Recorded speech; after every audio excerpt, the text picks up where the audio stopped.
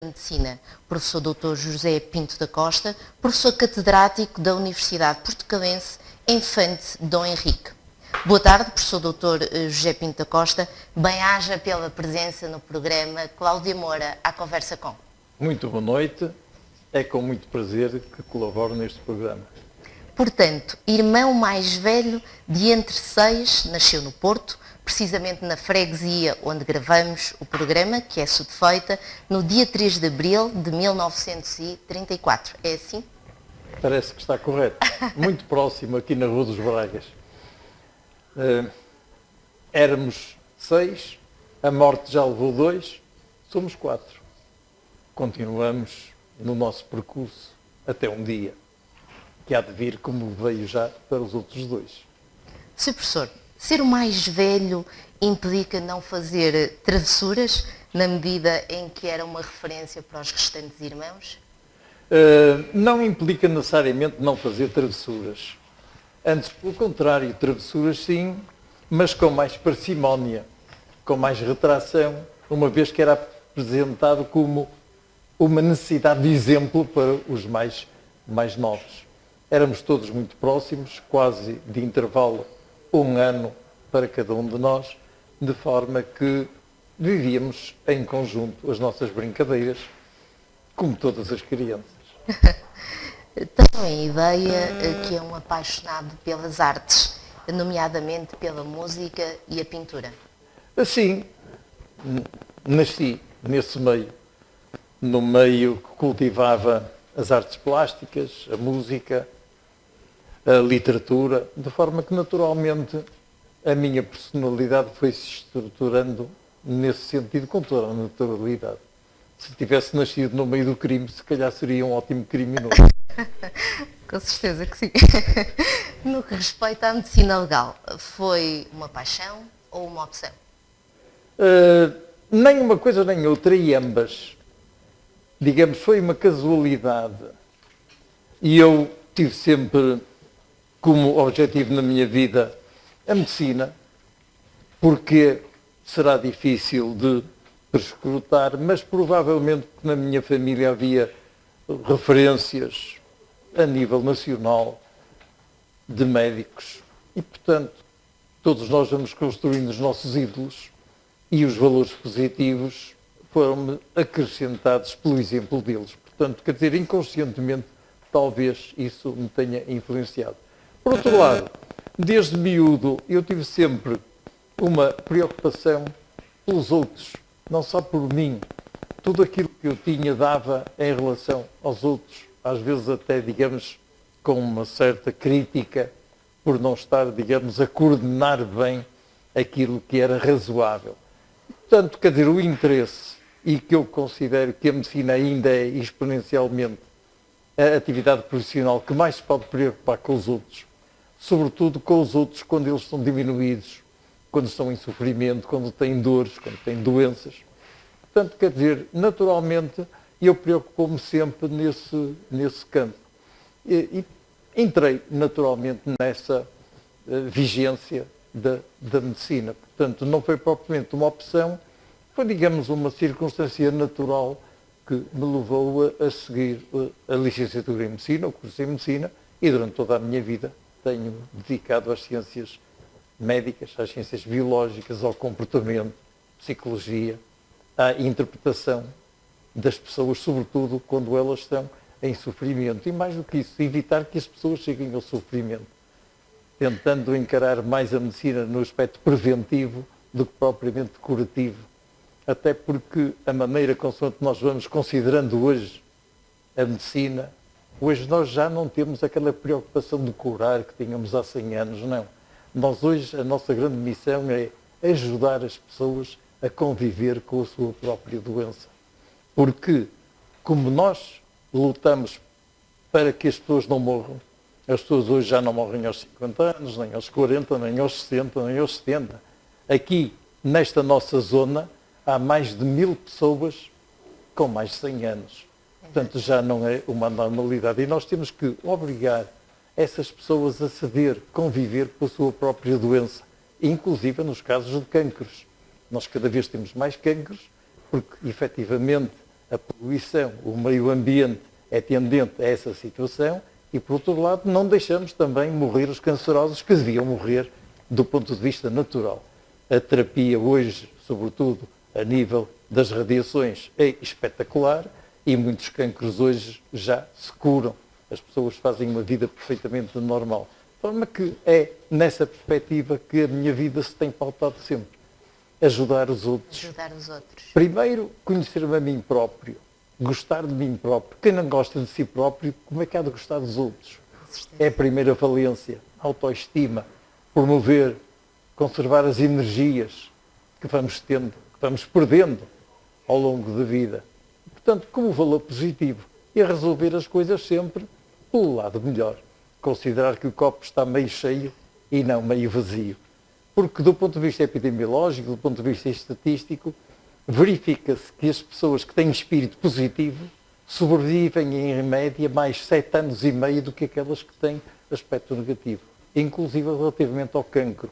Quando as pessoas acreditam nas suas potencialidades, de acordo com a terapia que estão a fazer, conseguem realmente sobreviver durante mais tempo e com mais alegria.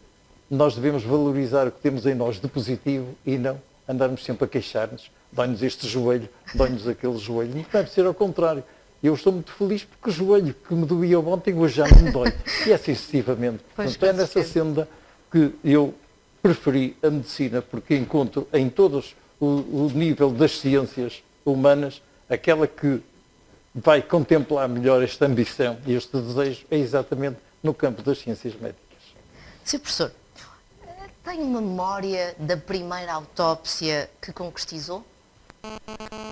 Ora bom, é difícil estar a falar em primeira autópsia que concretizei, porque a primeira, eu antes de realizar a primeira autópsia, durante um ano, no estágio, tive que assistir a muitas autópsias. De forma que a primeira autópsia, que fui eu mesmo próprio a realizá-la, digamos, era mais o aspecto emocional de não falhar tecnicamente do que propriamente, digamos, aquele contacto direto com a morte, porque eu já tinha durante um ano. Portanto, não teve nada de especial, a não ser, digamos, que consegui não falhar os cortes consoante deveria fazer e que estava habituado a ver e que era a primeira vez que estava na realidade a executá-los. O aspecto emocional tem que sobrepor-se ao aspecto racional. Efetivamente, que nós, todas as nossas atitudes e comportamentos jogam entre dois parâmetros. O aspecto racional, a inteligência, e o aspecto afetivo, o aspecto emocional. Em regra, nós todos, em vez de decidirmos racionalmente, é emocionalmente. Às vezes nós optamos por caminhos e por hipóteses que não são muito racionais, mas são feitas por pessoas de quem nós gostamos. E o facto de nós estarmos ligados afetivamente, vamos votar nessa perspectiva. Deveria ser ao contrário, talvez, sermos mais racionais. Mas não, a pessoa humana é muito mais emotiva, muito mais emocional do que propriamente racional. Nas autópsias ainda, eu já escutei o Sr. Professor contar um episódio que, nomeadamente, quando estava no Instituto de Medicina Legal, que as pessoas, quando passavam à frente do Instituto, atravessavam a rua e afastavam-se, portanto, da questão da autópsia. Nos tempos de hoje, pedem para assistir. O que é que mudou? Nestes últimos anos, o comportamento humano tem-se alterado radicalmente. Antes havia medo, um medo terrível da morte, quando uma pessoa dizia que ia para a medicina legal, por exemplo, dizia, ai, que horror vai ter com os mortos, etc. Não, hoje é o contrário. Devido, digamos, também a muita propaganda, a muita fantasia do século passado, dos anos 50, o CSI levou, digamos, a que todos aqueles casos criminais em que, em regra, a morte prevalece, as pessoas têm uma certa aptidão pelo negativo, pelo inóspito, pelaquela dúvida, a angústia vital, não sabe o que é que vai acontecer depois da morte, para muita gente. Muitos sabem, 80% da população mundial, de todas as etnias, de todas as origens, 80% acredita na vida pós-morte, portanto, esses não têm problema nenhum. 80% da população já resolveu. Morreu uma passagem, abriu a porta, vai para outra vida, se calhar melhor. Portanto, só o problema da angústia vital existirá para os tais 20% que não acreditam. Que não acreditam. E que julgam, que pretendem racionalizar o que é difícil, que não, aceitar que tudo acaba em determinado momento. Pois, portanto, quer dizer, o problema efetivamente está de acordo com a maneira. Cada um vai estruturando a sua personalidade à medida, ensaios em erros, vivências positivas e negativas ao longo de muitos anos. A morte continua a ser um tabu? Sim, a morte continua, na prática, continua a ser um tabu. Por isso é que, como eu dizia há pouco, pela perspectiva da angústia vital, não saber o que há, as pessoas não querem morrer. Querem, de alguma maneira, continuar a viver indefinidamente. E hoje, do ponto de vista científico, há tantos projetos que já pretendem dilatar a capacidade biológica da célula nervosa, que, em regra, está determinada, teoricamente, até aos 120 anos, mas alguém pretende já que vá até aos 150 e até alguns defendem a imortalidade. É um bocado teórico, porque a imortalidade já existe para aqueles que acreditam na vida pós-morte. Pois, com certeza. Existe a construção da boa morte? Cada um. É um percurso muito individual. Nós devemos, na realidade, ao longo da vida, ir construindo no dia-a-dia a nossa própria morte. Cada um deverá morrer, teoricamente, consoante desejaria. Uns até gostam de morrer durante o sono, como eu costumo dizer, acordar mortos.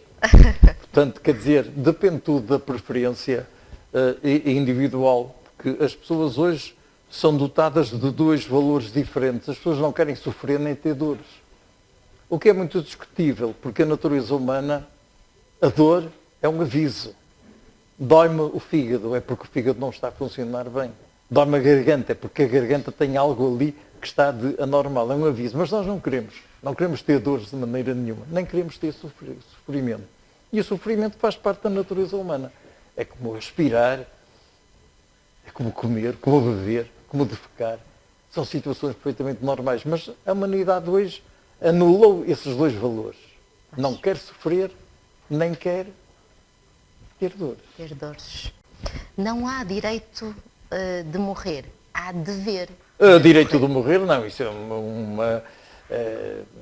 uma falácia, uma invenção de juristas, não pode haver, só poderia haver direito de morrer se houvesse o direito de não morrer, no outro lado da moeda. Mas como nós não temos o direito de não morrer, nós temos que morrer, quer queiramos, quer não, nós vamos considerar que será um dever, será uma obrigação, será uma naturalidade. Mas está consagrada essa designação e mais até, morrer, o direito de morrer com dignidade. Isso então é uma expressão muito mais confusa, porque o direito a morrer com dignidade, há aqui uma ambiguidade. Se eu trato o meu semelhante, o meu próximo, pessimamente durante toda a vida, porque é que nos últimos 6 meses da vida dele o hei de tratar bem?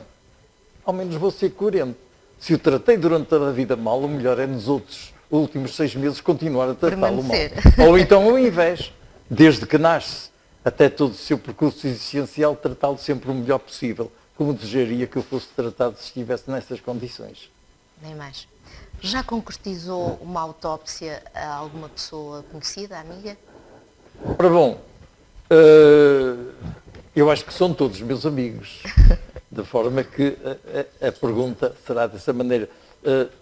O que significa mais, em relação à sua pergunta, entendo, é se eu era capaz de uma pessoa muito próxima, afetivamente muito ligada, de lhe fazer autópsia. Frontalmente não. Isso aconteceu já uma vez na minha vida. Uma antiga aluna minha, brilhante, morreu de acidente de aviação. E eu recusei-me a fazer a autópsia dela, mas recusei-me a entrar no necrotério. Nunca a vi morta, porque quis ficar com a imagem dela que tinha da situação anterior. Portanto, quer dizer, há o problema que eu dizia há pouco, o problema racional e o problema afetivo. Aí eu joguei muito mais pela afetividade do que propriamente pela racionalidade. Realizou mais de 30.000 autópsias. Sim, números redondos, exato. Também em muitos anos, não é? Sim. Desde 1960 até agora. Habitualmente diz que não foram todas num dia.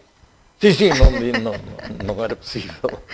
Um episódio que possa partilhar com os ouvintes da Rádio Portuense, ainda do período em que foi diretor do Instituto de Medicina Legal do Porto. Ora bom, eu teria muitos episódios aliciantes, mas como, obviamente, toda a gente compreende, o segredo de justiça impede relatar essas circunstâncias. Mas há um que eu costumo citar e que é curioso. Um dia, chuvoso, com muito vento, e eu entrar no necrotério à noite, tinha-me esquecido qualquer coisa, e ao entrar, um morto bateu-me. E eu fiquei um bocado assustado. Nesse momento, rapidamente me recompus. O que é que tinha acontecido? Era um gato que estava, digamos, ainda no calor do morto, que não tinha sido colocado no frigorífico, e ao pressentir os meus passos, empurrou o braço do morto e ele bateu-me. É um episódio grotesco. Se calhar muita gente ficaria muito perturbada. Eu rapidamente me recompus. Acredito que sim. Foi o primeiro português a ser vice-presidente da Academia Internacional de Medicina Legal e de Medicina Social. Sim, obviamente pelas razões que já apontei. Naquele tempo a Academia Internacional chamava-se exatamente de Medicina e contemplava, era a Medicina Legal e a Medicina Social. Hoje não, hoje só a Medicina Legal, como aplicação de conhecimentos médico-psicobiológicos ao direito, mas nessa ocasião havia uma vertente, uma preocupação muito grande do ponto de vista social. Hoje o pensamento internacional mudou e, portanto, a parte social foi preterida e fica só, digamos, mais a vertente de informação para a justiça. Na realidade, foi-me reconhecido, digamos, algum valor nessa ocasião e, portanto, eu nunca costumo pedir nada, aceito muitas vezes as coisas que me oferecem. Como foi assistir à inserção do Museu de Medicina Legal no mapa da ciência do Porto, capital europeia da cultura, isto em 2001? Foi uma recompensa moral, porque eu não inventei o Museu de Medicina Legal, eu herdei o Museu de Medicina Legal já de meus dois antecessores na Cátedra de Medicina Legal, apenas o dilatei e consegui dar-lhe uma feição internacional. Foi visitado por muitos estrangeiros, inclusive chineses. Atualmente o museu não existe, o museu foi por opção, não minha, mas por quem tinha direito a decidir, o museu foi extinto, mas naquela ocasião o ser integrado no Porto, capital da cultura, foi, digamos, muito gratificante e o reconhecimento de todo o esforço que foi feito nesse sentido. Na atualidade, como é que caracteriza a medicina legal? A medicina legal é a aplicação de conhecimentos médico-psicobiológicos ao direito. Digamos, a nível nacional, não estará bem nem mal. Estará como muitas outras situações, estará como a justiça, estará como a saúde, estará como os acidentes de viação, digamos, como as reformas, como toda a assistência. Está mais ou menos equilibrada, pelo menos, em relação a todas as atividades fundamentais da nossa vida como portugueses. O que mais concretiza o professor nesta profissão? Como? O que mais o concretiza nesta profissão? A necessidade de resolver problemas com imparcialidade. Com imparcialidade. Com a humildade de quando nós damos uma decisão, agradamos a uns e não agradamos a outros. Portanto, acima de tudo a verdade, a cultura da verdade, e partir do princípio que eu costumo seguir, de que os escândalos, quando são verdade, não passam de simples verdade. E, portanto, não há escândalos. Há realidades que nós temos que confrontar-nos com elas e aplicar os conhecimentos para decidir qual é a dimensão no aspecto jurídico-penal, no aspecto ético, que deve ser considerada. Afirma-se contra o aborto e a favor da eutanásia. Ora bom, não será propriamente isso. A favor do aborto, nem por isso. Eu sou a favor da mulher, que é diferente. A favor da mulher, que a mulher terá, digamos, a liberdade em determinadas circunstâncias de dispor de determinada vida. Como, aliás, a lei, até em alguns aspectos, está concordante com a minha opinião, porque a lei considera que em Portugal o aborto é crime, é sempre crime, O artigo 140, 141 e 142 referem-se aos crimes contra a vida intrauterina. Simplesmente o artigo 142 refere que não se deve aplicar a pena desse crime em determinadas circunstâncias, seja casos de violação, seja malformações congénitas, e inclusive pela liberdade exclusiva da mulher durante as 10 primeiras semanas. Durante as 10 primeiras semanas, se a mulher entender que deve praticar o aborto sem ter que dar qualquer justificação, inclusive ao marido, ela tem essa liberdade. Portanto, eu não sou a favor do aborto, eu sou contra o aborto, mas sou a favor da liberdade da mulher. Portanto, relativamente à eutanásia, a eutanásia é complicada. Essa questão está em cima da mesa atualmente, a nível nacional, mais uma vez uma discussão. É um problema extremamente curioso porque as pessoas não sabem o que é a eutanásia, de forma que umas estão a favor e outras estão contra, mas sem saber de quê. É emocionante. Em regra, isso é um apanágio da nossa qualidade como portugueses. Nós nascemos desinformados, vivemos desinformados e morremos desinformados. Isso é que é o português genuíno. Aquele português que está informado foge à regra. É um marginal. Portanto, quer dizer, em relação à eutanásia, há muita ignorância e, portanto, quer dizer, o problema está em debate outra vez na Assembleia da República. Vamos saber o que é que o país vai decidir. Pelo menos a eutanásia não vai decidir, porque a eutanásia é um crime. Vai decidir indiretamente através do chamado suicídio assistido. Sim. A morte assistida. Portanto, quer dizer, uma circunstância diferente que implicará, obviamente, a vontade do próprio. O suicídio assistido implica que é o próprio que quer morrer. Simplesmente pode às vezes não ter capacidade, agora também há duas correntes fundamentais cá entre nós, de o indivíduo ter ou não ter capacidade para meter o comprimido ou dar a sua injeção ou tomar. Portanto, quer dizer, o que está em jogo fundamentalmente é a vontade do próprio. Simplesmente a nível internacional, isso é muito discutível, estamos a entrar em linha de conta com a vontade, porque há um livro que virou totalmente todas estas noções, que é chamada eutanásia do feto. Ora, quando nós estamos a considerar a eutanásia do feto, estamos a abolir tacitamente a vontade, porque o feto não tem vontade. E, portanto, a eutanásia do feto pressupõe aquele inúmero conjunto de circunstâncias em que será legítimo eliminar o feto por ele não reunir as condições que a sociedade entende que não são suficientes. Portanto, a eutanásia do feto vem tacitamente a explicar que não é necessária a vontade do próprio.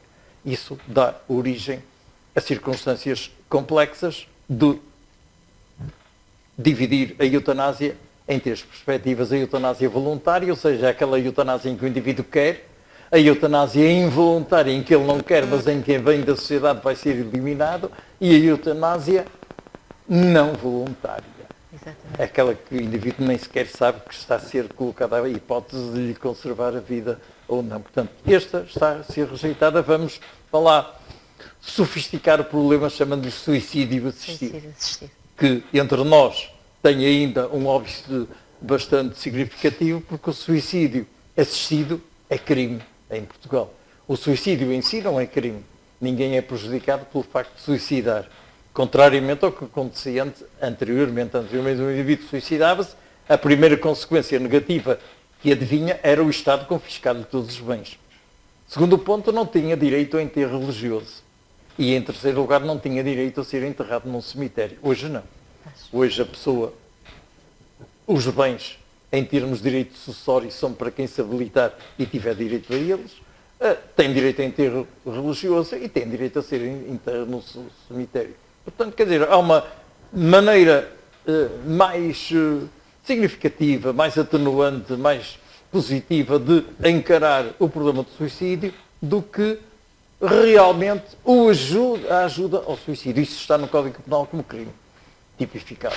O homicídio piadoso é crime também. Portanto, enquanto nós mantivermos esta noção, o suicídio assistido não terá cabimento. Será preciso previamente revogar ou não aplicar a pena nesses crimes para que se possa falar em suicídio assistido.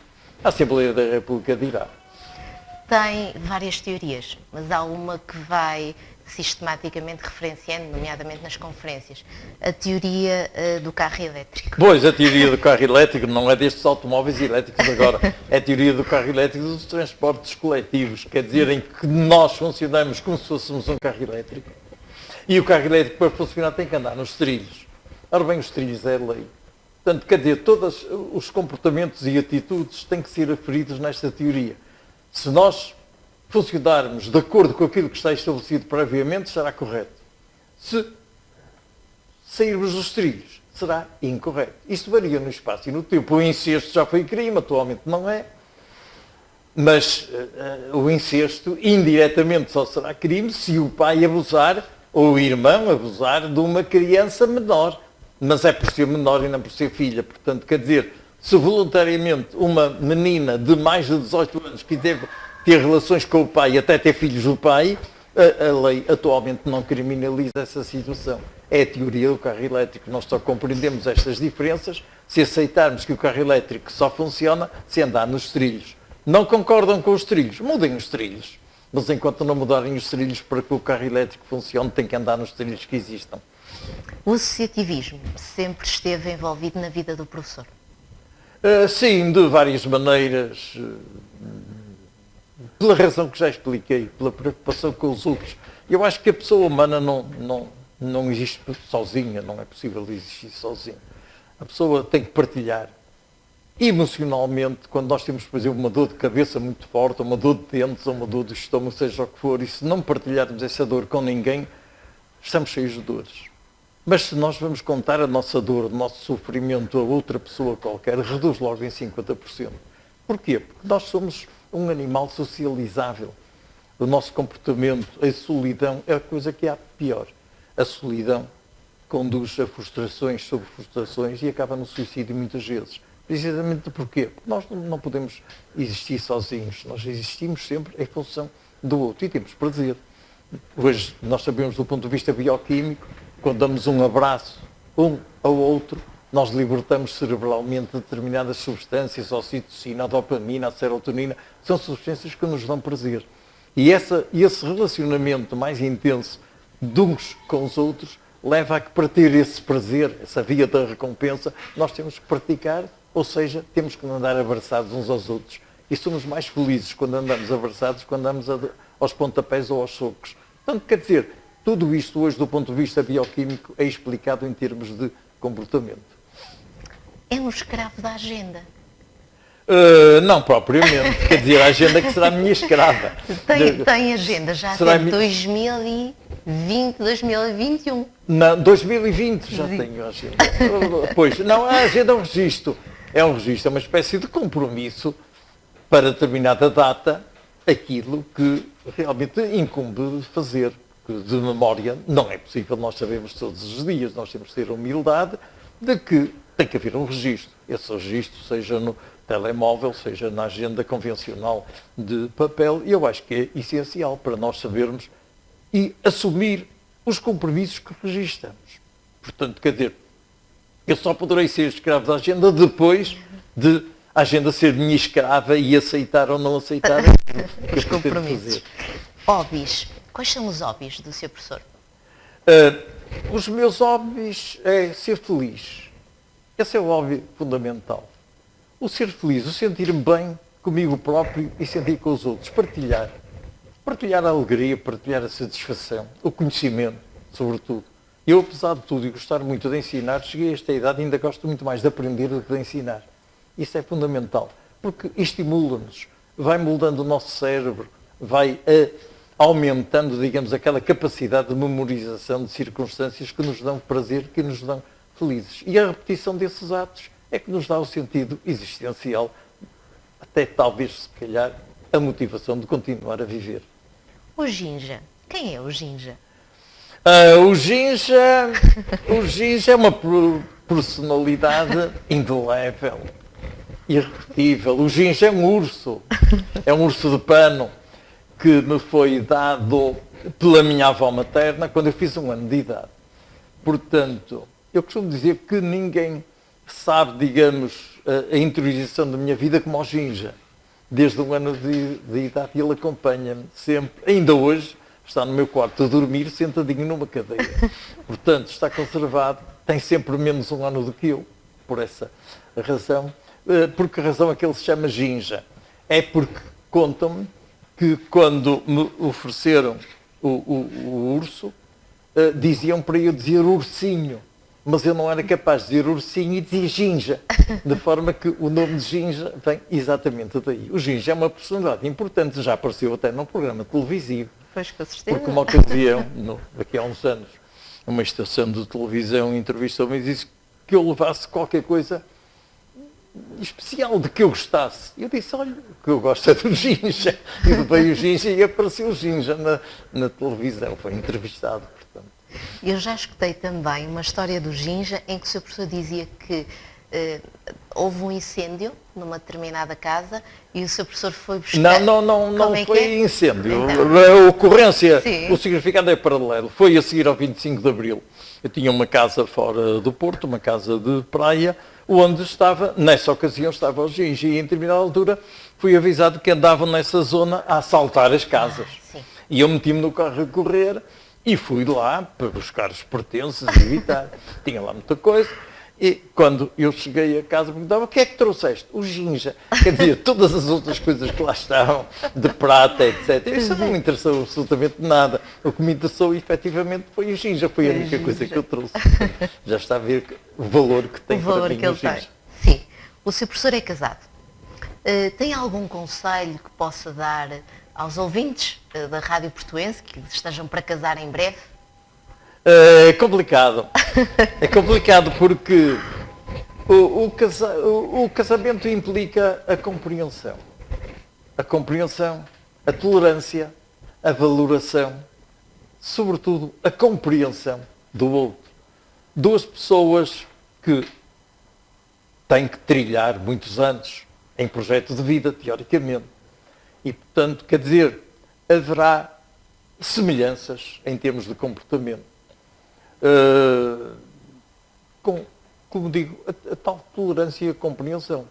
Porque desavenças triviais é normal. Se calhar um gosta da comida mais salgada, outro menos salgada. Mas haverá um meio termo. E haverá sempre uma condescendência. E se, na realidade, duas pessoas que partilham a vida em percurso querem prosseguir, têm que, no dia a dia, ter aspectos positivos e negativos, mas que no cômputo de todas as atitudes haja mais semelhanças, mais harmonia do que desarmonia. Hoje é muito complicado, porque hoje realmente o conceito da partilha e a própria relação de casamento é muito complicado, historicamente, não é? Porque hoje é uma opção, tem que haver um projeto, as pessoas nem sempre têm um objetivo, não pensam, quando vão casar um miúdo de 17 ou 18 anos, ou 19 ou 20, não está a pensar como é que será quando tiver 60, 70, 80 ou 90. E, portanto, quer dizer, o próprio conhecimento de igualdade de género também mudou radicalmente. A própria concepção da sexualidade também mudou radicalmente. A sexualidade de antes, digamos, fundava-se fundamentalmente na penetração, na capacidade de ter filhos ou não. Hoje eu costumo dizer que pode haver muito mais manifestação de sexualidade entre duas pessoas, tomar um café em conjunto, do que andar às cambalhotas numa cama. Portanto, quer dizer, a sexualidade hoje é totalmente diferente. É uma partilha de felicidade, de gozo, de prazer momentâneo, pela convivência, um simples olhar, ou respirar um cheiro, um abraço, é fundamental. Portanto, quer dizer, as pessoas não têm projetos de vida e, portanto, digamos, fazem uma escolha temporária, não é? Portanto, hoje a circunstância também muitas pessoas já não se casarem definitivamente, é uma experiência já avisada de que é mais fácil depois, ao fim de um dia, 2 dias, 3 dias, arranjarem outro projeto e assim sucessivamente, porque não chegam a elaborar um projeto definitivo para a longo prazo. É tudo muito efêmero, tudo muito rápido. Muito rápido. O amor está sempre presente na vida do professor. Sei até que é embaixador dos Venços dos Namorados do Minho. É, exatamente. O amor, eu acho que a vida se pauta por dois valores fundamentais, que é o amor e o medo. O resto é secundário. O amor e o medo. O medo é perigoso, porque o medo inibe-nos, leva-nos a frustrações, leva-nos à incapacidade de decidir. Nós até podemos ter uma ideia de um projeto qualquer, mas temos medo e vamos decidir contrariamente àquilo que nós efetivamente quereríamos. E a vida está construída dessa maneira, que nós vamos mais a favor de quem tem poder do que já quem teve poder. Portanto, na prática é positivo quando nós jogamos mais no amor do que propriamente no medo. Anular o medo. Ninguém deve ter medo de nada. Nem deve. É uma questão de tempo. Se for perseverante e se defender as suas próprias ideias naquilo em que acredita, acaba por vencer. É uma questão de anos. É romântico, Sr. Professor? Romântico? Todos nós somos românticos. Todos nós somos românticos. Depende da maneira, da carga emocional que colocamos nas situações. Podemos nos comover mais com uma criancinha ou com um velho. Depende da personalidade prévia de cada um. Mas, no fundo, a pessoa humana é sempre romântica. Se não é, foi. E se não foi, há de vir a ser. Há de vir a ser. Projeta-se sempre no futuro. É uma pessoa otimista. O pensamento positivo, escreve muitas vezes sobre esta questão, que o pensamento positivo aumenta o tempo de vida. Já disse há pouco. A regra das maiores adversidades, do ponto de vista estatístico, dá uma sobrevivência de mais 7 anos e meio. Portanto, quer dizer, eu acho que todos os ouvintes, a partir deste momento, vão ter pensamento positivo, porque querem viver mais. Ainda estão só na perspectiva de viver mais. Não devem ficar por aí, devem ser exigentes, viver mais, mas com qualidade.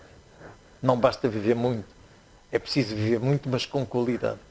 A qualidade de vida é aquilo que nós escolhemos. Pois claro. Depende da capacidade de cada um. Um copo pequeno fica cheio com pouca água. Se um copo for muito grande, precisa de muito mais água. E assim sucessivamente. Portanto, quer dizer, nós devemos não generalizar, mas individualizar. Como pessoas humanas, seja homem, seja mulher, embora o homem e a mulher sejam diferentes, ambos, em termos de dignidade, são exatamente iguais. Foi membro fundador da APAV. Numa altura em que se fala tanto de violência doméstica, isto é uma inquietude, isto é uma inquietação. Pois a tal necessidade de afrontar, havia uma carência normativa a nível do Estado em relação às vítimas e, portanto, eu colaborei com outras pessoas. Eu sou sócio fundador número 6.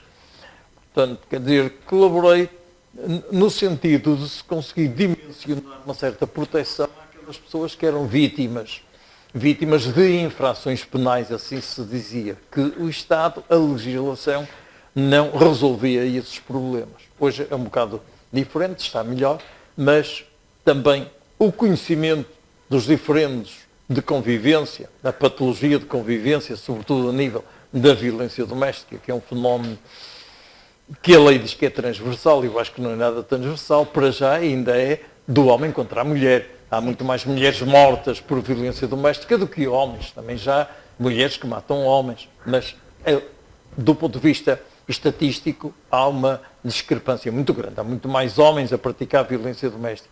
Simplesmente, entre nós, o problema da violência doméstica ainda não está resolvido. Não está resolvido.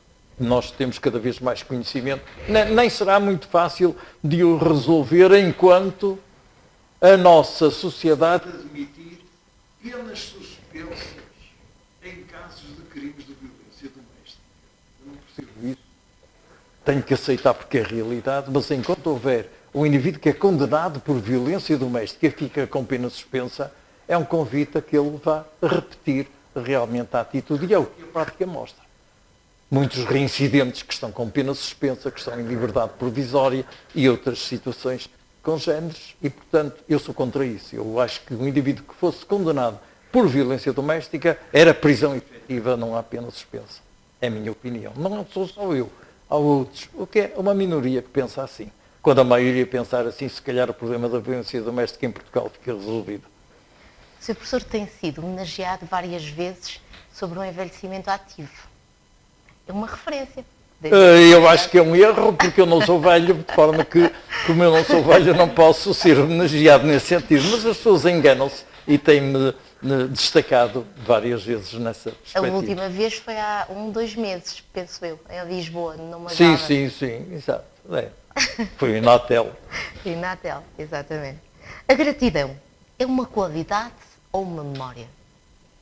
A gratidão, eu acho que é uma necessidade para nos gratificar em termos de prazer.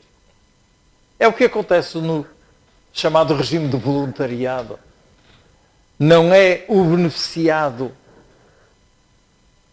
que vai procurar maior benefício, mas sim aquele que tem espírito de voluntariado e que se entrega e que dá. É o problema agora do Natal. Há pessoas que têm muito mais prazer em dar prendas do que receber prendas. Isso, digamos, é o aspecto positivo de encarar a gratificação que as pessoas têm em termos de dádiva, de comportamentos, de se entregar. Aquilo que eu costumo dizer, eu acredito nas pessoas que fazem as coisas com o brilho nos olhos. Isso é que é importante. Que têm entusiasmo, que se entregam, que ultrapassam todos os limites para obter os objetivos em prol dos outros. A quem gostaria de entregar um abraço? Como? A quem gostaria de entregar um abraço? A toda a gente. A toda a gente. Porque, como digo, nós ficamos extremamente gratificados por uma questão de circulação hormonal, de circulação química, quando nós nos contactamos. O problema, por exemplo, está, do ponto de vista biológico, bem explicado, uma vez que nós temos milhões de terminações nervosas na pele. E essa estimulação das terminações nervosas na pele vai desencadear uma libertação de substâncias químicas que nos dá prazer. Ora bom, é por isso que durante muitos anos, quando a sexualidade era muito recriminada, as pessoas tinham necessidade de se reproduzir, portanto. Mas para isso deveria evitar-se ao máximo o contacto corporal. As pessoas tinham relações sexuais vestidas. A mulher até podia ter uma túnica desde o pescoço até à ponta dos pés e o homem também, e tinha um buraquinho só. Para quê? Para evitar que o contacto corporal fosse extensivo a toda a pele. Porque uma coisa é uma pessoa dar uma mensagem, um toque na mão ou na cara, ou então em cima da pele, em cima da roupa, não dá resultado absolutamente nenhum positivo. E, portanto, como era considerado um valor negativo o prazer advindo do contacto sexual, haveria que evitar toda essa estimulação. É por isso que eu acho que nós abraçarmos todos uns aos outros, nós damos prazer e recebemos muito mais prazer também ao praticar esse gesto. O Sr. Professor vai frequentemente às escolas falar de sexualidade. Sim. Como é que é chegar junto destes jovens e qual a mensagem indicada, portanto, aquilo que pretende passar? Sempre que lhes fala. Pois é, sobretudo focar o sentido da liberdade. Mostrar os prós e os contras, o que há de positivo e de negativo em todas essas circunstâncias ao nível de jovens. Se estamos a falar para crianças de 9 ou 10 anos, o discurso será diferente se estamos a falar para 14 ou 15. Mas também será diferente se for para 20 ou 30 ou se for para adultos. Porque nós temos que nos colocar no patamar mental das pessoas com quem estamos a dialogar. Eu recordo-me aqui há uns anos que estava numa ação de formação sobre violência doméstica para adultos, para pais, numa escola, e ao fim de uma hora de eu explicar o que era a violência doméstica, há um cavalheiro de 50 e poucos anos que se levanta e diz: ó, Sr. Professor, então quer dizer que agora já não se pode bater nas mulheres? Quer dizer, ele estava perfeitamente bem intencionado, mas ainda não tinha percebido que era um valor negativo tratar a mal as mulheres. Ele foi educado assim, se calhar o pai batia na mãe e o avô também, e assim sucessivamente. Portanto, é um aspecto cultural, é um aspecto de informação que é necessário transmitir para que as pessoas depois possam decidir em liberdade. E é essa a transmissão da sexualidade em relação às crianças, saber os prós e os contras, para que elas possam realmente decidir em liberdade aquilo que querem fazer. Há uma expressão que o Sr. Professor usa que é a questão do bué, que vai facilitar muito o processo. Pois, porque os mais jovens vão entender. É uma linguagem moderna, Sim. era isso que eu estava a dizer, quer dizer, nós temos que baixar ao nível etário, ao nível cronológico, à idade das pessoas. E eu costumo dizer muitas vezes, quando estão a perguntar se gostam do meu discurso ou não, as pessoas fazem uns elogios muito circunstanciais, mas não são modernas. Se for modernas, utilizam só uma palavra, dizem bué. E ao dizer bué disseram tudo, que estão satisfeitas, que estão a gostar, que estão a sentir muito prazer na abordagem que se está a fazer do problema. Como pretende ser recordado? Eu, como uma pessoa vulgar que se preocupou em ser feliz, em transmitir a felicidade em relação aos outros, ajudá-los a resolver problemas. Porque no aspecto pedagógico só há uma coisa importante, é ajudar os outros a resolver problemas. O resto é secundário.